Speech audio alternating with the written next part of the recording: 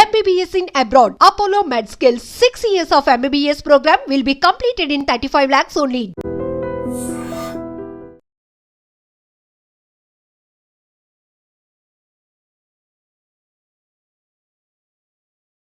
Welcome to IT channel. This is Pawan. Maganti Gopinath గారు చనిపోవడంతో Jubilee hills కాన్స్టిట్యున్సీలో టెన్షన్ వాతావరణం నెలకొనింది.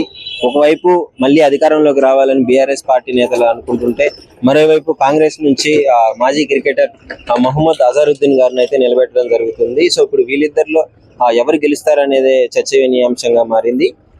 మన బీఆర్ఎస్ తరపు నుంచి అభ్యర్థిని అయితే ఇంకా ఎంపిక చేయలేదు, కానీ వాళ్ళ ఫ్యామిలీ మెంబర్స్ లో అయితే ఎవరైతే పోటీ చేస్తే గెలవగలరు అని చెప్పేసి బీఆర్ఎస్ పార్టీ తరఫున ఆలోచనలు అయితే వ్యక్తమవుతున్నాయి.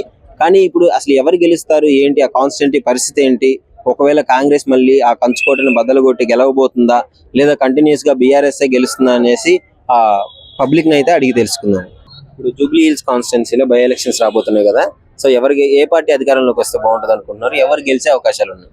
బేసికలీ మాగంటి గోపీనాథ్ గారు అనారోగ్య కారణం వచ్చి మరణించడం జరిగింది. అది మనం తీవ్రంగా చింతిస్తా ఉన్నాం. ఒకడు ఉత్సాహవంతుడు జూబ్లీస్ కాన్స్టిట్యున్సీ నుంచి 3 times కంటెస్ట్ చేసి గెలవడం జరిగింది. ఒకసారి టీడీపీ తరఫున, రెండుసారి బీఆర్ఎస్ తరఫున. రేపు నెక్స్ట్ ఏదైనా సరే బేసిక్గా ఒక సంస్కృతి, ఒక ఆనవాయితీ అయితే ఉంది. మన తెలుగు రాష్ట్రాల్లో ఎవరన్నా మరణిస్తే సిట్టింగ్ ఎమ్మెల్యే కానీ ఎంపీగా నిలబడితే వాళ్ళని వాళ్ళ ఫ్యామిలీ మెంబర్స్ ఎవరైనా సరే కంటెస్ట్ చేపిస్తే ఏకగ్రీవంగా అన్ని పార్టీలు సపోర్ట్ చేసే సింపతి కండిషన్ లో ఉంది.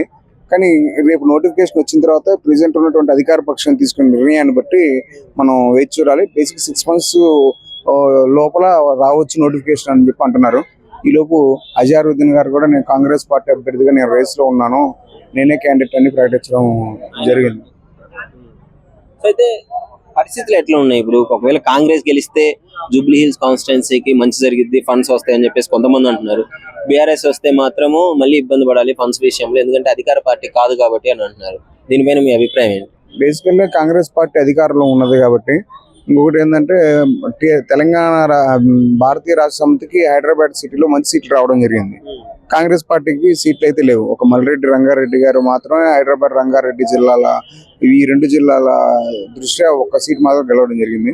కాంగ్రెస్ పార్టీ కూడా మంచి ఎఫెక్ట్ పెట్టచ్చు. జూబ్లీస్ కాన్స్టిట్యున్సీ సిటీలో ఉన్నటువంటి ఉన్నత వర్గాలు, వ్యాపారవేత్తలు, at the same time mass కూడా ఉండేటువంటి కాన్స్టిట్యున్సీ జూబ్లీస్ కాన్స్టిట్యున్సీ.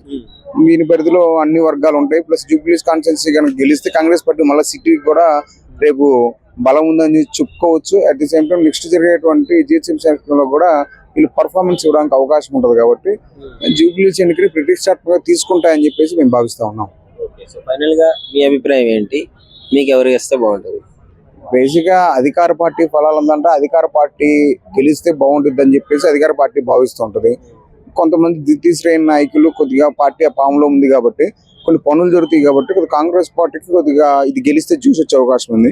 బీఆర్ఎస్ పార్టీకి మాగంటి గోపీనాథ్ గారి సింపతి ఉంది. అన్ని పక్షాలు కూడా ఎటువంటి వివాదాలు లేని క్యాండిడేట్. కానీ ప్లస్ హ్యాట్రిక్ ఎమ్మెల్యే గతంలో మన మాజీ ముఖ్యమంత్రులు వాళ్ళ కుమారుడు కేటీఆర్ గారి, నారా లోకేష్ గారిని అందరూ వచ్చి వాళ్ళని ప్రగాఢ సానుభూతిగా తెలియజేయడం జరిగింది. ఒక గెయిన్ అనేది సింపతి గెయిన్ అయిద్దేమో అని చెప్పి భావిస్తా ఉన్నాం రేపు జరిగే ఎలక్షన్. నమస్కారం అండి. హాయ్ అండి, నమస్తే. జూబ్లీ హిల్స్ కాన్స్టిట్యున్సీలో మాగంటి గోపీనాథ్ గారి తర్వాత ఆ తదంతరం ఎవరు గెలిస్తే బాగుంటుంది అనుకుంటున్నారు బై ఎలక్షన్ లో? తప్పకుండా మళ్ళీ బీఆర్ఎస్ వాళ్ళ కొడుకుకి ఇస్తే బాగుంటుంది అనుకుంటున్నామండి టికెట్. సో ఏంటి అంటే అధికార పార్టీ ఇప్పుడు కాంగ్రెస్ ఉంది కదా, సో ఎలా గెలిచిద్ది అనుకుంటున్నారు? అధికార పార్టీ ఉన్నప్పటికీ అధికార పార్టీ గెలవాలని లేదు కదండి. వాస్తవానికి మనం చూసినట్టయితే ఇప్పటికీ హైడ్రిక్ ఎమ్మెల్యేగా 3 సార్లు మాగంటి గోపీనాథ్ గారు గెలవడం జరిగింది. సో తప్పకుండా మళ్ళీ వాళ్ళ కొడుకు కన్నా లేదంటే నాకు తెలిసి బీఆర్ఎస్ పార్టీ 100% వస్తుంది. ఎందుకంటే దాదాపు మనం చూసినట్టయితే 100% సిటీలో మొత్తం కూడా బీఆర్ఎస్ రావడం జరిగింది. సో నాకున్న అంచనా ప్రకారం మళ్ళీ కూడా బీఆర్ఎస్ వస్తుంది అనుకుంటున్నాం. కాంగ్రెస్ తరఫున అజారుద్దీన్ గారు పోటీ చేయబోతున్నారు. బీఆర్ఎస్ కి ఇంకా క్యాండిడేట్ ని అనౌన్స్ చేయలేదు. వాళ్ళ ఫ్యామిలీ మెంబర్స్ ఉంటే సింపతితో గెలుస్తారని వార్తలు కూడా వస్తున్నాయి. అదే అంటున్నాం అండి, తప్పకుండా అలా కొడుకు ఇస్తే బాగుంటుంది అనుకుంటున్నాం. అంటే కాంగ్రెస్ ఇంకా నేను చూడలేదు డిక్లేర్ అయిందా లేదా అనేది. ఇప్పుడు అంటే కాంగ్రెస్ నుండి ఇంకా వేరే వాళ్ళు కూడా ఉన్నారు. సో మరి ఇంకా కన్ఫర్మ్ అయిందైతే నేనైతే చూడలేదు. అంటే మీరు కన్ఫర్మ్ అయిందని 100%. సో తప్పకుండా నాకు తెలిసి అయితే ఎవరున్నా కూడా పోటీలో ఎవరున్నా కూడా మళ్ళీ బీఆర్ఎస్ గెలిచే అవకాశాలు ఉన్నాయి. ఎందుకంటే కాంగ్రెస్ పరిపాలన మనం చూసినట్టయితే ఎంత దరిద్రంగా ఉందో చూస్తున్నాం. ఇప్పటికీ ఈ రోజుకి కూడా పాపం నిన్న రాత్రి 1:30కు శంషాబాద్ ఎయిర్పోర్ట్ లో పాపం ఎమ్మెల్యే పాడి కౌశిక్ రెడ్డి గారిని అరెస్ట్ చేయడం జరిగింది. పాపం గత ఏడాదిన్నరగా ఆయనను పాపం కేసుల పేరు మీద అనేక ఇబ్బందులు పెట్టడం జరుగుతుంది. మనం గతంలో చూసినట్టయితే పాపం ఆయన ఇంటిపైన రాళ్ల దాడి చేయడం జరిగింది.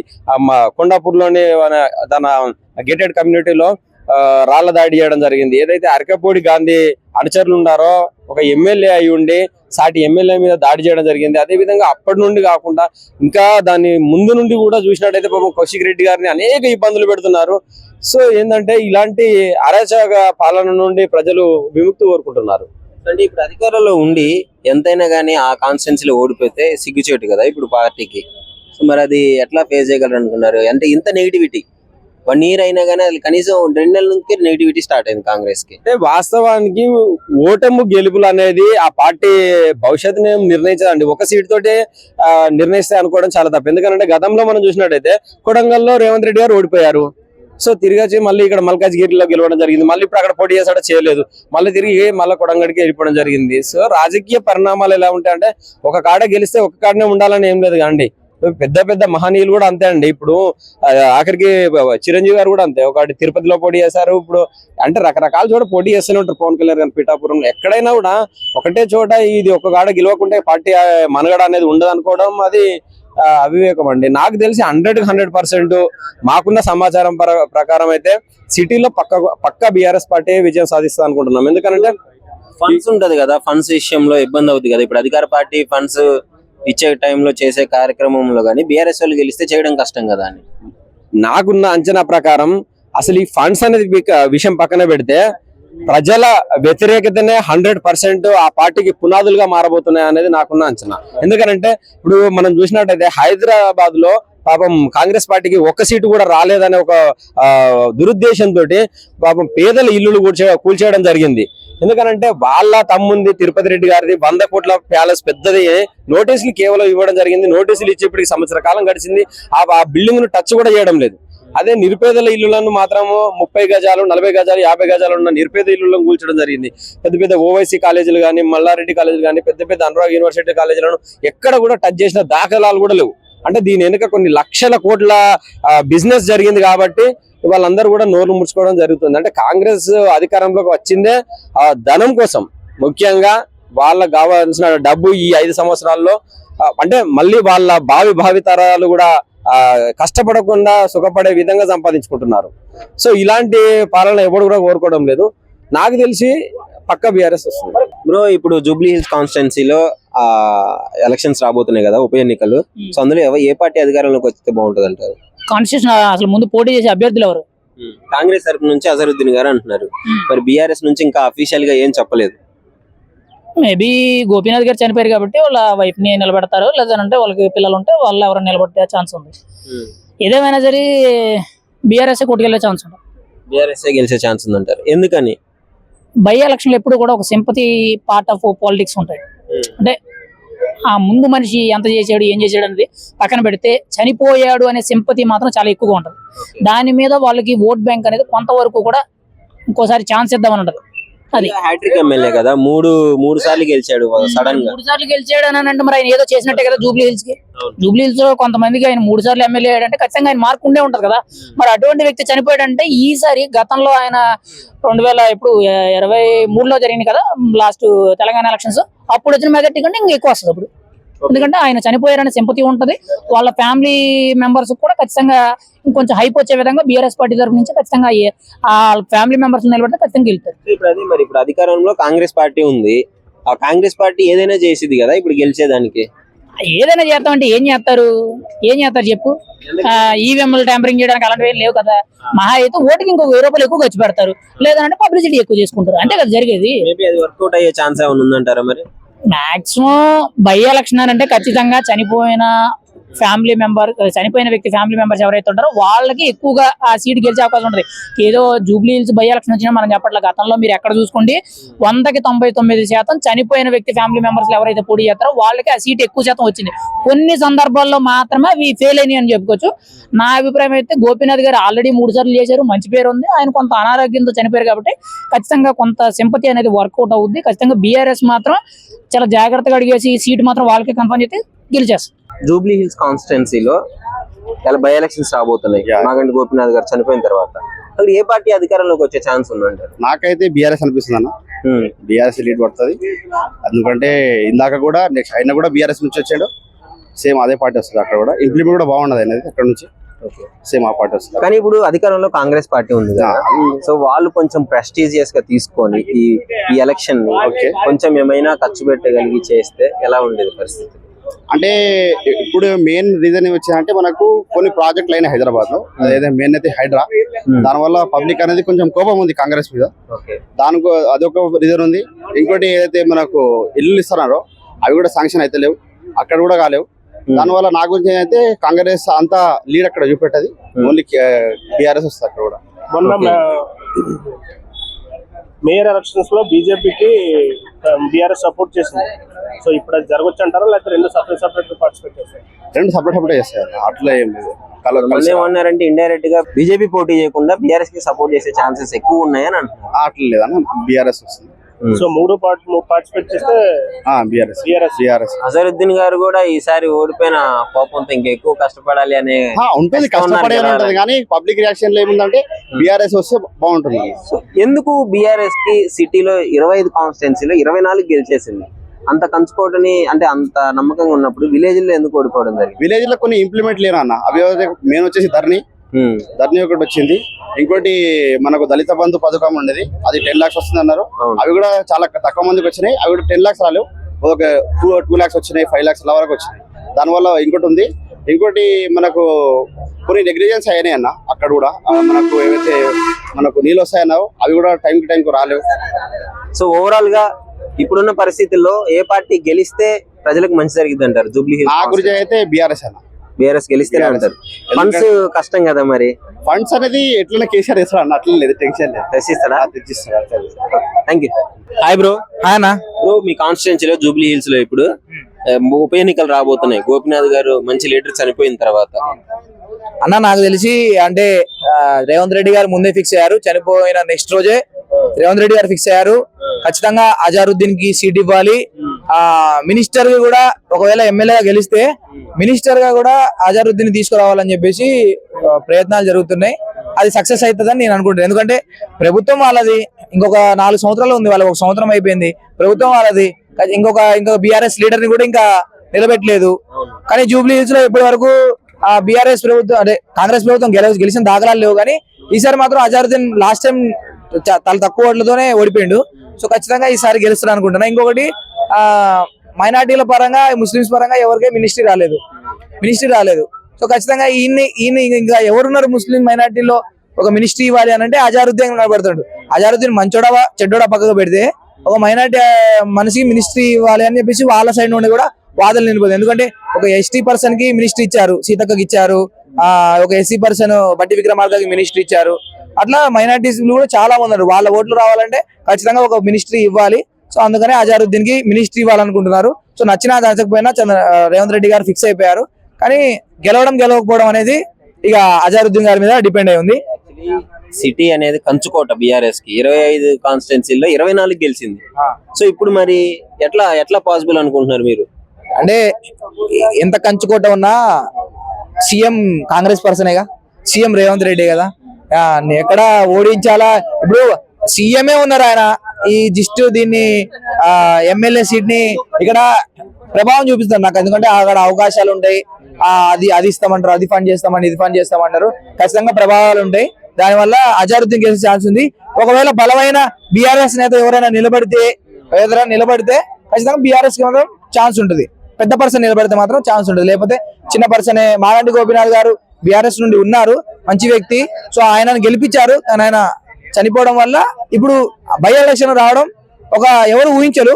ఇంకా ఎవరైతే మాగంటి గోపీనాథ్ లాంటి వ్యక్తి ఇంకెవరైనా ఉంటే ఆ స్థాయి వ్యక్తి ఉంటే మాత్రం ఖచ్చితంగా బీఆర్ఎస్ గెలిచే ఛాన్స్ ఉంటుంది. ఇంకోటి బిఆర్ఎస్ కి ఇండైరెక్ట్ గా బీజేపీ సపోర్ట్ చేస్తది అన్న వార్తలు కూడా వస్తున్నాయి.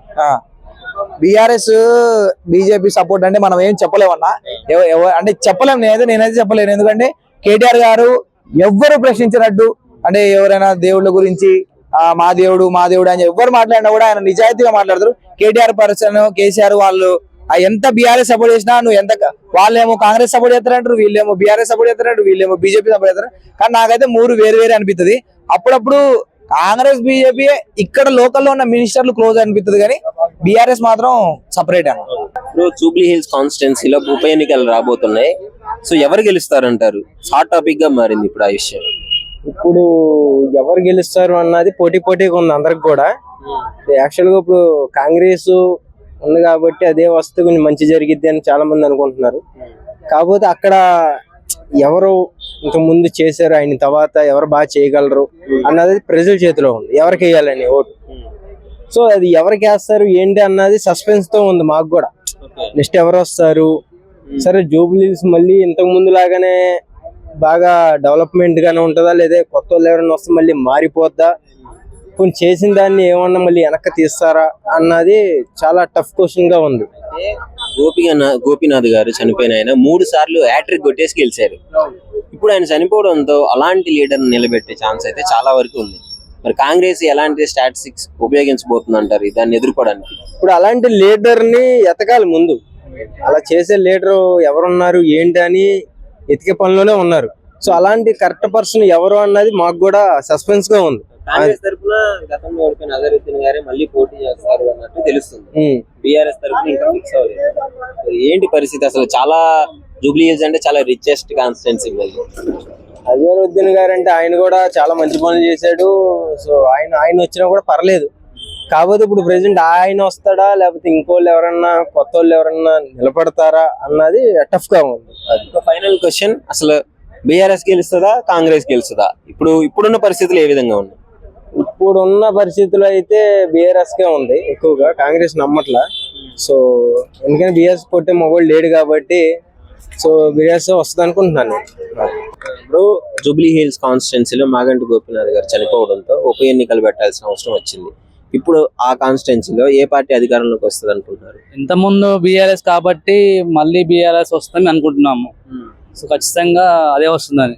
సో ఇప్పుడు బీఆర్ఎస్ కి ఇంత ఫాలోయింగ్ ఉంది ఇక్కడ సిటీలో. కాంగ్రెస్ గవర్నమెంట్ సరిగ్గా చేయట్లేదు కాబట్టి బీఆర్ఎస్ మీద మనకు కొంచెం హోప్ వస్తుంది. ఎందుకంటే గత ప్రభుత్వంలో మనకు ఏదైనా సరే రైతు బంధు కానీ, మనకు హైదరాబాద్ డెవలప్మెంట్ కానీ అన్ని విధాలుగా బాగా చేస్తుంది కాబట్టి, ఇది సరిగ్గా చేయట్లేదు కాబట్టి దాని మీద హోప్ వస్తుంది. సో జూబ్లీ హిల్స్ కూడా కొంచెం రిచెస్ట్ ఏరియా కాబట్టి బీఆర్ఎస్ వస్తే కొంచెం బాగుంటుందని అనుకుంటున్నారు అందరూ. అంటే ఇప్పుడు అధికారంలో ఉంది కాంగ్రెస్ పార్టీ కదా, మరి నిధులు ఏమన్నా రావాలన్నా తెప్పించుకోవాలన్నా కాంగ్రెస్ కి అయితే సాధ్యం అవుతుంది. అపోజిషన్ లో ఉన్న బీఆర్ఎస్ తీసుకురాలేదు. అది ఆలోచిస్తే ప్రజలు అది ఎలా ఉన్నా ఖచ్చితంగా వస్తుంది బ్రో. పార్టీ సంబంధం లేదు, ఇది స్టేట్ కదా. సో ఫండ్స్ అనేది ఖచ్చితంగా రిలీజ్ చేయాలి. బీఆర్ఎస్ అనే ఉండని, ఏమైనా కాంగ్రెస్ ఉండని రిలీజ్ చేస్తారు, కానీ వీళ్ళు యూజ్ చేయాలి కదా. అది వాళ్ళ చేయాలి. చేయకపోతే వాళ్ళకి కర్మ, ఇక మళ్ళీ నెక్స్ట్ టైం రారు కదా. సో వచ్చిన ఫండ్ ఖచ్చితంగా యూజ్ చేసుకోవాలి, చేయాలి. అది ప్రజలకు కావాల్సింది అదే కదా ఫస్ట్ పాయింట్. పైగా మళ్ళీ అధికారంలో కాంగ్రెస్ ఉండి ఆ కాన్స్టిట్యున్సీలో పార్టీని గెలిపించుకోలేకపోతే చాలా దారుణం కదా. అవును, ఇప్పుడైతే ఖచ్చితంగా బీఆర్ఎస్ మీద ఎక్స్పెక్టేషన్స్ ఉన్నాయి బ్రో. జూబ్లీ హిల్స్ కాన్స్టిట్యున్సీ మీద ఎలక్షన్ జరిగితే మాత్రం ఖచ్చితంగా సిటీలో ఓవరాల్ గా బీఆర్ఎస్ కే ఎక్కువ సపోర్ట్ ఉంది. అవును, ఎక్కువ సపోర్ట్ ఉంది. సో ఈ టైం ఇప్పుడు కూడా రావచ్చు బీఆర్ఎస్. జూబ్లీ హిల్స్ కాన్స్టిట్యున్సీలో ఉప ఎన్నికలు రాబోతున్నాయి. ఎవరు గెలుస్తారు అనుకున్నారు? ఏ పార్టీ అధికారంలోకి వస్తుందంటారు ఆ కాన్స్టిట్యున్సీ? ఎవరు గెలుస్తారని మనం చెప్పలేం, కానీ ఇప్పుడున్నటువంటి పరిస్థితిలో మన మాగంటి గోపీనాథ్ గారు ఏ రకంగా అయితే పరిపాలన సాగించాడో, ఏ రకంగా అన్నా అని పిలబోతుకు నేను ఉన్నానని చెప్పి పలికాడో, అలా పలికేటటువంటి వ్యక్తులు ఎవరైతే పోటీ చేస్తారో వాళ్ళు మాత్రం ఖచ్చితంగా అధికారంలోకి వస్తారు. ఎందుకంటే రాజకీయం అంటే సామాన్యం కాదండి. రాజకీయంలో ఆపన్న హస్తం అందించే ఏ నాయకుడైనా కానీ ఆపన్న హస్తం, ఆపదలో ఉన్నటువంటి వారికి ఆపన్న హస్తం అందిస్తూ, మనకున్నటువంటి పరిసరాలు, మన నియోజకవర్గంలో ఉన్నటువంటి లోటుపాట్లను తీర్చగలిగే శక్తి సామర్థ్యాలు ఉన్న వ్యక్తి ఎవరైనా కానీ వస్తాడు. ఇక్కడ పార్టీలకు అతీతంగా వస్తారండి. ఎందుకంటే ఇక్కడ జూబ్లీ హిల్స్ నియోజకవర్గం చాలా ప్రగతి సాధించినటువంటి నియోజకవర్గం, చాలా మేధావులు, సంస్కర్తలు ఉన్నటువంటి నియోజకవర్గం జూబ్లీహిల్స్ నియోజకవర్గం. కాబట్టి ఇక్కడ పార్టీలతో పని ఉండదండి. ఎవరైతే పని చేయగల సత్తా ఉన్నటువంటి నాయకుడు ఉన్నాడో ఆ నాయకుడు ఏ పార్టీలో ఉన్నా గెలిపించుకుని వీళ్ళు పనులు వీళ్ళు బ్రహ్మాండంగా అభివృద్ధి చేసుకుంటారు. చూసుకున్నట్లయితే అధికార పార్టీలో ఉండి కూడా గెలిపించుకోకపోతే కాంగ్రెస్ కి పరువు పోయే పరిస్థితి కూడా ఏర్పడే అవకాశం అయితే ఉంది కదా. అలా ఎందుకు అనుకోవాలా? 3 సంవత్సరాల నుంచి టీఆర్ఎస్ కంచుకోటిది అలా తయారు చేసుకున్నారు మాగంటి గోపీనాథ్ గారు. ఈవేళ ఆయన హఠాత్మరణం పొందిన తర్వాత చాలా మంది చాలా బాధపడ్డారు. అసలు గత 6 నెలలుగా ఆయన చాలా ఆరోగ్యం బాగుండక రాజకీయ కార్యక్రమాల్లో పాల్గొనలేకపోతున్నందుకు చాలా మంది ప్రజలు చాలా బాధపడ్డారు. ఎందుకంటే మనకి ఏ కార్యక్రమం ఉన్నా అందుబాటులో ఉండే వ్యక్తి ఇలా అయిపోయేటరా అని సడన్ గా ఆయన మరణించడం జూబ్లీహిల్స్ నియోజకవర్గానికి తీరని లోటు అయినప్పటికీ ఆ లోటును భర్తీ చేసే నాయకుడు కావాలని చెప్పి ఎదురు చూస్తుంది జూబ్లీహిల్స్ నియోజకవర్గం. కాబట్టి అలాంటి నాయకుడిని పెట్టుకోవాలా. అలాంటి నాయకులు చాలా మంది యంగ్స్టర్స్ ఉన్నారు మా నియోజకవర్గంలో. అన్నా అంటే నేను ఉన్నా అని పలికేటటువంటి 2-3 నాయకులు ఉన్నారు. వాళ్ళని గుర్తించి గమనించి వారికి టికెట్లు ఇచ్చి గెలిపించుకుంటే మా నియోజకవర్గం బాగుంటుంది. లాస్ట్ టైం అసదుద్దీన్ గారు ఓడిపోయారు, మళ్ళీ ఇప్పుడు పోటీ చేసి గెలవాలనే కష్టం అయితే ఆయన ఉన్నట్లు తెలుసు. దాని గురించి నాకు అజారుద్దీన్ గారి పట్ల నాకు విముఖత ఏం లేదు, కానీ కాకపోతే స్థానికంగా అందుబాటులో ఉన్న నాయకుడు అయితే బాగుంటుందని చెప్పి ఆలోచిస్తున్నట్టుగా తెలుస్తుంది. ఎందుకంటే మేము కూడా నియోజకవర్గం మొత్తం తిరుగుతుంటాం, మేము సినిమా వాళ్ళం. మేము అజారుద్దీన్ గారి కంటే కూడా యంగ్స్టర్స్ చాలా మంది ఉన్నారు, వాళ్ళకి ఇస్తే బాగుంటుందని నేను అనుకుంటాను. అజారుద్దీన్ గారికి ఇస్తారు అంటే మరేమో మనకు తెలియదు. ఇప్పుడున్న పరిస్థితుల్లో ఏ పార్టీ అధికారంలోకి వచ్చిందంటారు? అది చెప్పలేదు. ఏ పార్టీ అధికారంలోకి వస్తుంది నేను ఎలా చెప్పగలుగుతానండి? అధికారంలో కాదు, ఇక్కడ ఉన్నటువంటి ఎమ్మెల్యే ఎవరైతే బాగుంటుందండి. ఇప్పుడు దాకా కంచుకోటుగా ఉంది. దీన్ని నిలబెట్టుకోవాలంటే ఒక యంగ్స్టర్కి ఇవ్వాలి కాంగ్రెస్ ప్రభుత్వం, రాబట్టుకోవాలంటే.